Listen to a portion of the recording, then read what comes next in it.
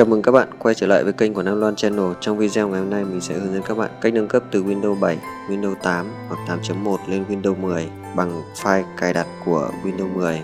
File cài đặt mình đã để cái link tải ở dưới phần mô tả của video, hoặc các bạn có thể kéo xuống cuối của video này để xem cái hướng dẫn tải file ISO Windows 10 từ trang chủ của Microsoft.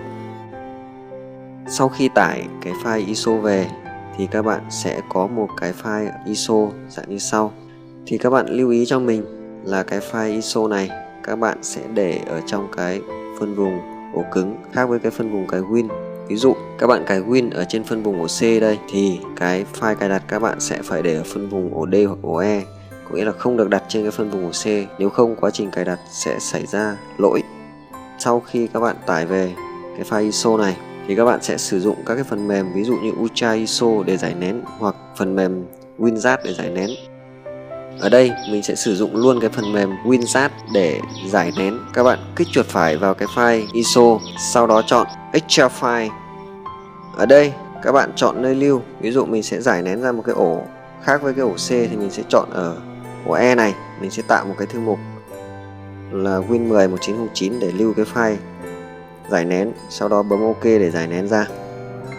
Các bạn để ý, các cái file giải nén sẽ được giải nén ra cái thư mục Windows 10 1909 này.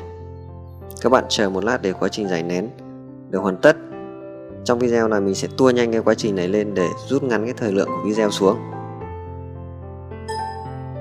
Sau khi quá trình giải nén hoàn tất, các bạn sẽ nhận được một cái thư mục chứa các cái file cài đặt của cái Windows 10. Thì tại đây các bạn sẽ chạy trực tiếp cái file setup.exe cho mình. Kích chuột phải chọn Open.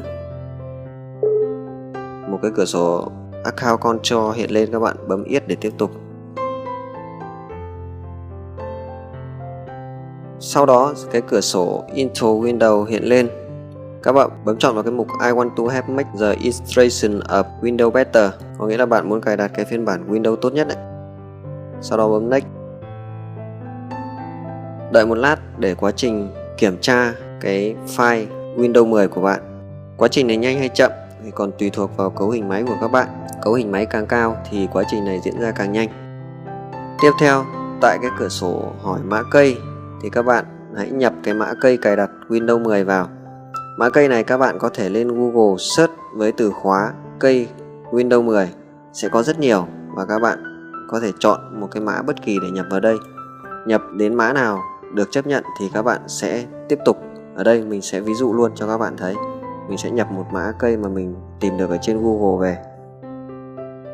Sau khi các bạn tìm được một mã cây ở trên Google, nhập vào và nó hiện lên Your product key work continue when you're ready, thì các bạn nhấn Next để tiếp tục. Tại cửa sổ Applicate Note and License thì các bạn bấm Escape. Ở đây có một số cái lựa chọn cho các bạn. Thứ nhất là giữ lại các cái file và phần mềm cá nhân, và thứ hai là chỉ giữ lại những cái file của cá nhân, và thứ ba là không giữ lại một cái gì. Để các bạn cài được bộ Windows sạch nhất và chạy ổn định nhất thì các bạn nên chọn vào cái phần Nothing, tức là không giữ lại gì. Tất cả các file ở trên cái phân vùng cài Win, tức là phân vùng ổ C của bạn, sẽ bị xóa sạch, và những cái phần mềm như Game và Office các bạn sau khi cài xong các bạn sẽ phải cài lại.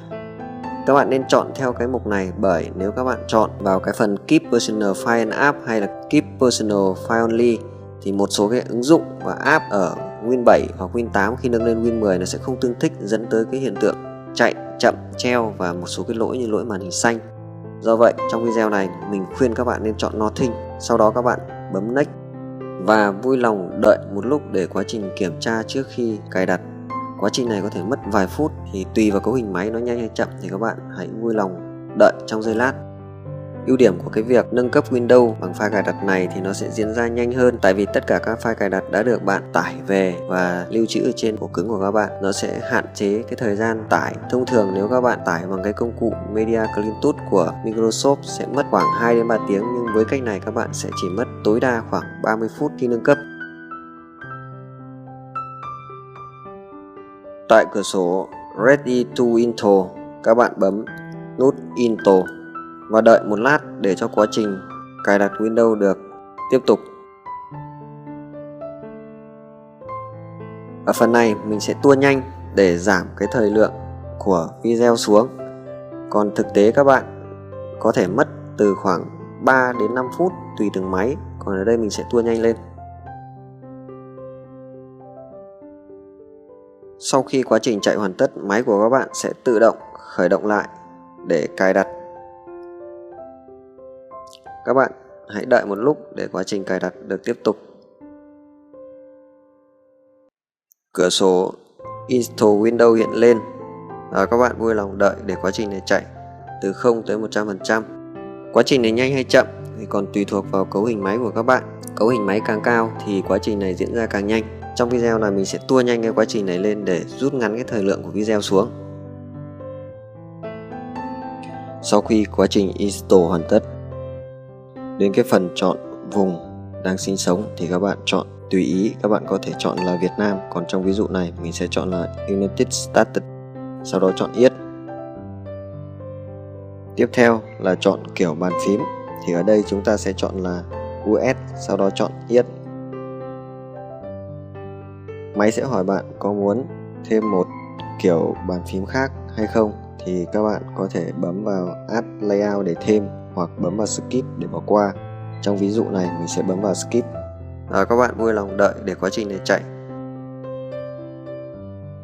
Tiếp theo đến cái phần đăng nhập tài khoản Microsoft. Nếu các bạn không có tài khoản Microsoft thì các bạn có thể đăng nhập bằng cái tài khoản offline bằng cách bấm vào phần Domain Zone Install. Ở đây các bạn sẽ đánh tên máy tính của các bạn muốn đặt. Ở đây mình sẽ đánh là Nam Loan. Sau đó bấm Next. Tiếp tục đến cái mục tạo password. Nếu như không muốn đặt password thì các bạn để trống phần này và bấm phím Next. Tiếp theo các bạn có thể chọn Yes hoặc No. Ở đây mình sẽ bấm No. Tiếp theo là phần sử dụng trợ lý ảo Cortana, thì bạn có thể bấm vào cái mục Let Cortana để bật trợ lý ảo. Khi các bạn nói Hey Cortana thì trợ lý ảo sẽ hiển thị lên. Ở đây mình không dùng trợ lý ảo cho nên mình sẽ bỏ qua và mình sẽ escape nó đi. Tiếp theo là một số cái tùy chọn để cho Windows theo dõi người dùng, thì ở đây tốt nhất chúng ta hãy tắt toàn bộ đi. Nếu các bạn không hiểu về những cái mục này thì hãy tắt hết nó đi. Mình cũng sẽ tắt hết toàn bộ những cái phần này đi. Đây là một số tùy chọn cho phép Microsoft theo dõi người dùng. Do vậy một số cái thông tin cá nhân cũng rất dễ bị khai thác để nhằm mục đích quảng cáo, vân vân. Sau đó chọn Escape. Tiếp theo là chờ một lát để cho quá trình thiết đặt ban đầu được tiến hành. Quá trình thiết đặt thành công, Windows sẽ tự động đăng nhập vào như các bạn đang thấy trên màn hình đây. Như vậy là mình đã hướng dẫn xong cho các bạn cách nâng cấp từ Windows 7, Windows 8, Windows 8.1 lên hệ điều hành Windows 10. Tiếp theo là một số hướng dẫn để tải cái file ISO Windows 10 về để nâng cấp từ Windows 7, 8, 8.1 lên Windows 10. Cách thứ nhất là sử dụng công cụ Media Clean Tool. Đầu tiên các bạn vào trình duyệt của các bạn, sau đó lên Google để search cái từ khóa Media Creation Tool. Các bạn lưu ý cho mình hãy chọn đúng cái trang chủ của Microsoft để tránh tải phải những cái phần mềm gián điệp, phần mềm virus. Trang chủ có dạng microsoft.com như mình đang di chuyển đây. Sau đó bấm vào cái phần đó để lựa chọn cái phần download Windows 10 Disk Image. Khi được vào tới trang download của Windows 10, các bạn để ý cho mình có một số phần như thế này. Phần thứ nhất là Windows 10 Update, thì phần này là các cái bản update của Windows, các bạn bỏ qua. Các bạn kéo xuống dưới để ý cho mình cái phần Create Windows 10 Installation Media, thì các bạn bấm vào cái chữ Download Tool Now. Các bạn chọn nơi lưu, ở đây mình sẽ lưu trên desktop cho dễ. Sau đó chọn Save. Sau khi công cụ đã được tải hoàn tất về, các bạn mở chương trình lên và chờ một lát.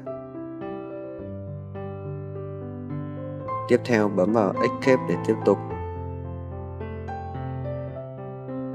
Tại cửa sổ tiếp theo, nó sẽ có hai tùy chọn là Upgrade máy của các bạn. Thì các bạn có thể chọn vào tùy chọn này để update trực tiếp. Hoặc các bạn có thể tải file ISO xuống bằng cách bấm vào cái mục Create Installation Media, sau đó bấm Next.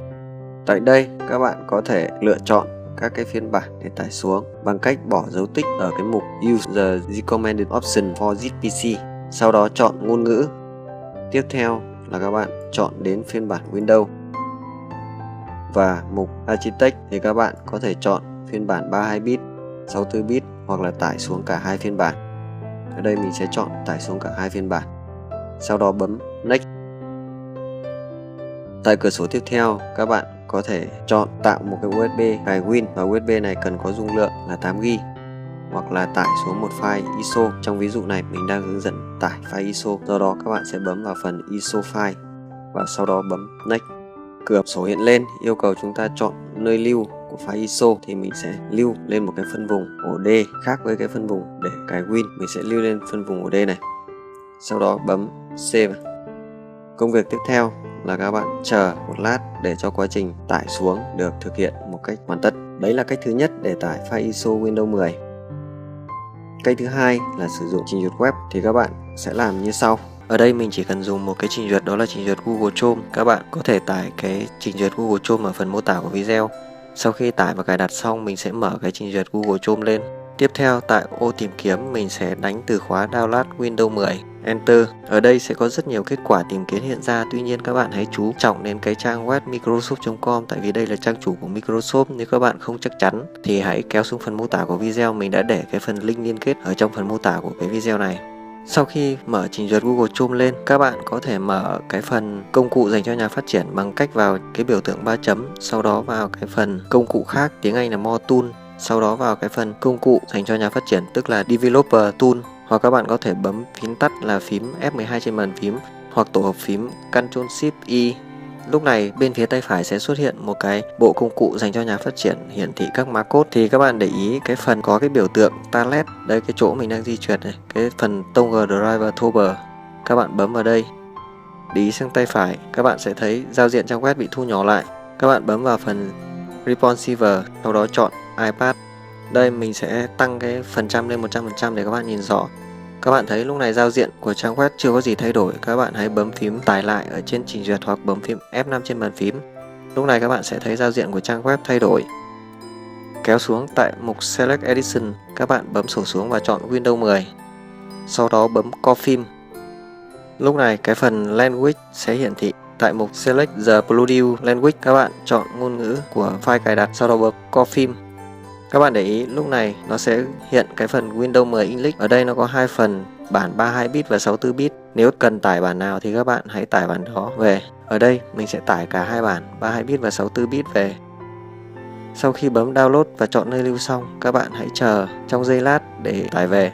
Ở đây file cài đặt có dung lượng lớn trên 3GB, do vậy thời gian tải sẽ tương đối lâu. Tùy vào tốc độ mạng của bạn mà thời gian tải có thể kéo dài từ 1 đến 3 tiếng. Sau khi tải xong, các bạn có thể sử dụng các cái file này để cài đặt hệ điều hành Windows 10. Cảm ơn các bạn đã theo dõi video. Hãy like, chia sẻ và đăng ký kênh để nhận được thông báo khi có video mới nhất được đăng tải. Xin chào và hẹn gặp lại ở các video tiếp theo.